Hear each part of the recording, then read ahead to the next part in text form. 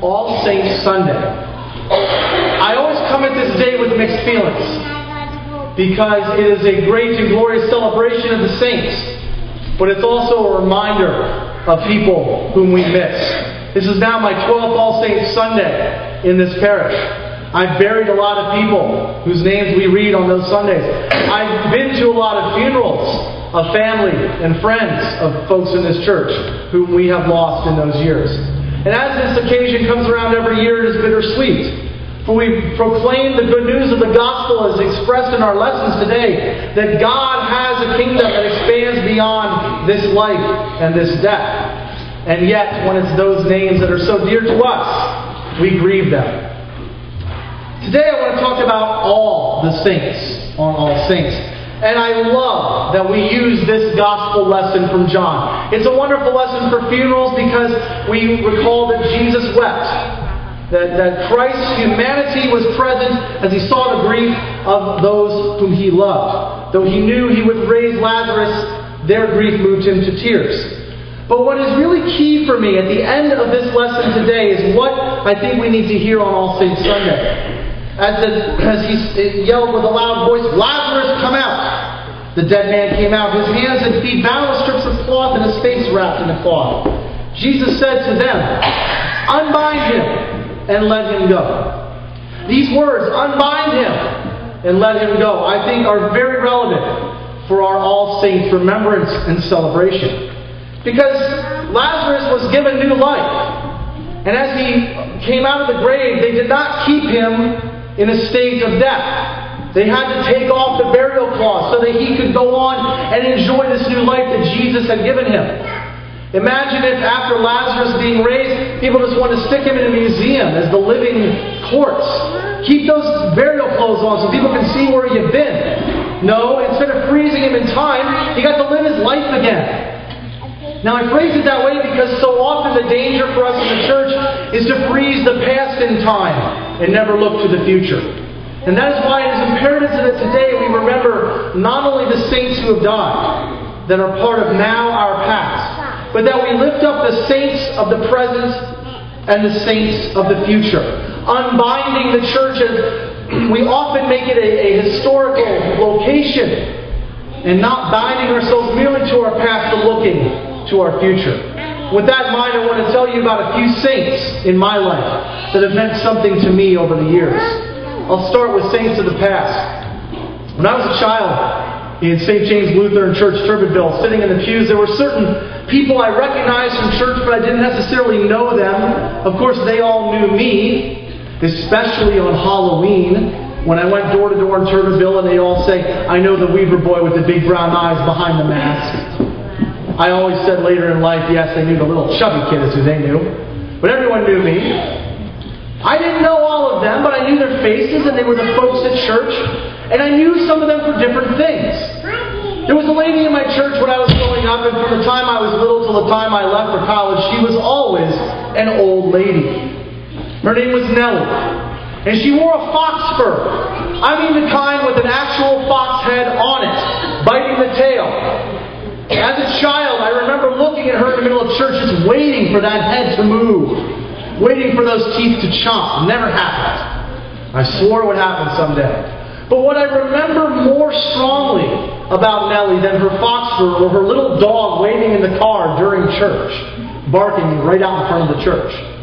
What I remember the most was that every 3 to 4 weeks, as a child, to me it probably seemed like every week, she would, at the announcement time, slowly, when asked, "Are there any other announcements?" she would slowly stand up and in the same voice and the same pitch every time say, "Friends of Buffalo Valley," and then she would tell us about a fundraiser or an activity that was going on to benefit the residents of Buffalo Valley Lutheran Village in Lewisburg. She was our local advocate from the Friends of Buffalo Valley. And Nellie never failed to let us know what we could do as a nearby congregation to serve those folks, to help them remember that they're not forgotten, that we know that they are there, to serve them in their needs. Often it was just things like providing shaving cream or little smelly soaps, as one I recall a lot from those years. gathering personal care items and helping with bingo and those sorts of things. Nellie was always there to remind us, we serve these folks. In that way, she witnessed to me. She was not an evangelist, she never stepped into the pulpit to preach, but she was a constant reminder of one of the many ministries that we were to be involved in that congregation. She was a saint of the church.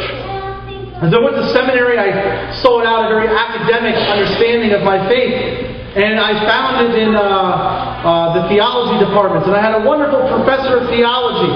You don't often think of theology professors as the deepest, witnesses of the faith. They're egg-headed kind of folks with lots of books on the walls.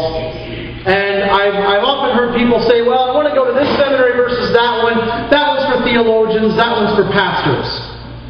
All pastors must be theologians, and all Christians, in fact, are theologians, because the word theologian simply means somebody who talks about God. So if you've ever talked about God, you're a theologian. What you say about God is your theology, your belief about God. And we were in class and talking about something kind of academic and heady about God, and I remember a classmate who at the time I wondered whether he'd ever finish seminary, and it turned out he didn't, said, well, this stuff's all fine and good, but I don't know if it'll play at a funeral. And this professor, in his very thick German accent, he was directly from Germany, said, if your theology cannot hold up at the funeral, then you are in the wrong business. And that one moment encapsulated for me that entire class. That if what we say about God cannot hold up when we are confronting grief, then maybe we ought to rethink what it is we believe about God. Unfortunately, the next year, I was at that professor's funeral as he was killed as a pedestrian hit by a van in Thailand as he was teaching in a seminary there for a semester. He was left behind 2 young children and a young wife, and it was devastating to all of us in the community. And I shared that story with the professor, the pastor who preached at that funeral, and he offered up those same words. We are called often to be comforters and witnesses to people in times of grief. And many of you know that, and I've said this, that it frustrates me when it comes time for a funeral and a viewing, that so many people go to the funeral home ahead of time, sign the book, and then leave and never see the family. And I hear all sorts of reasons for why people do that, but I think it's uncomfortable to have to feel like you need to say something to someone while grieving. I don't know what to say to them. If you've been with me preparing for a loved one's viewing, you may have recalled me saying, folks will come tonight and some of them will say strange things. Just don't even worry about it. They're here to show you that they care. We feel under such pressure to say just the right thing when our friends and family are in grief. And yet what to me is most important is simply that we show up. It is a witness. You are being a saint of God when you come to a family, friends viewing or funeral, just to simply be there. You don't have to have the great words of a Billy Graham or whoever your favorite preacher of all time is. You simply need to be there and say, we miss them too. We are the saints to each other.